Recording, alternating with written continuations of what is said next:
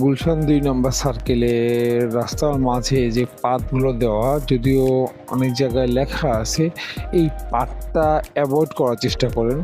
But কিছু, কিছু ক্ষেত্রে আপনি পাতটা এভয়েড করতে পারবেন না। পাতের উপর দিয়ে যেতে হবে। যারা ওইদিকে যাচ্ছেন, মানে সোজা নতুন বাজারের দিক যাচ্ছেন, তাদের ক্ষেত্রে যেমন আমি তো ওইদিক যাই। আমি কয়দিন আগে কিন্তু একটা অল্পের জন্য খুব মারাত্মক একটা দুর্ঘটনার হাত থেকে বেঁচেছি কিন্তু। আমি হলো পাড়টায় উঠতে গিয়ে গাড়িটা মানে পড়ে যেয়ে আমি গাড়ির যদিও আমার হ্যান্ডেল ধরা ছিলাম, অনেকখানি এভাবে ঝুঁকে গিয়েছিলাম। বাইকটা থেকে মানে পুরো মানে অল্পের জন্য পড়ে নাই। আর আল্লাহর রহমত ছিল পিছনে যে ঢাকা চাকা গাড়িটা ছিল ওটা হলো এখানে যাত্রী তুলতার জন্য দাঁড়াচ্ছে, নাইলে ও আমার পিছনে থাকতো এবং আমার এই অবস্থায় আমার গুলশান চাকা অথবা ঢাকা চাকা এটা মেরে দেওয়ার সম্ভাবনা থাকতো। যাই হোক, এটা কেন হলো?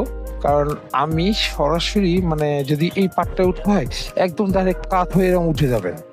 আর যদি মনে করেন যে কাত হয়েই আপনি কাঁচের উপর দিয়ে আস্তে, আস্তে করে এরকম উঠতে যাবেন, তখন এটা স্লিপ করার সম্ভাবনা থাকে।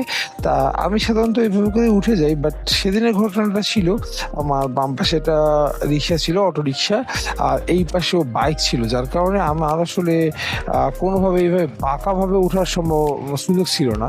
আমার উঠলে সরাসরি এভাবে আস্তে, আস্তে করে উঠা, যদিও আমি তখন আসলে অন্য একটা ব্যাপার নিয়ে খুব টেন্স ছিলাম। যার কারণে আসলে জিনিসটা না আমি এত ভালোভাবে মানে ঠিক বুঝে ওঠার আগেই ঘটনাটা ঘটে গেছে।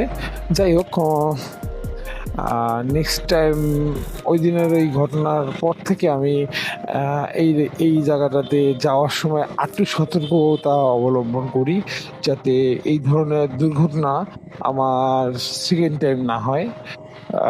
যাক, সবাই যারা, যারা এই রাস্তাতে চলাফেরা করছে, এই যে ধরনের পাতের সম্মুখীন হচ্ছেন, তারা কিন্তু আরেকটু সাবধানে চলাফেরা করবেন। কারণ একটু পানি তখন আসলে পানি, পানি ছিল তো, যার কারণে জিনিসটা স্লিপি ছিল। যাই হোক, সবাই ভালো থাকবেন, সুস্থ থাকবেন। আসসালামু আলাইকুম।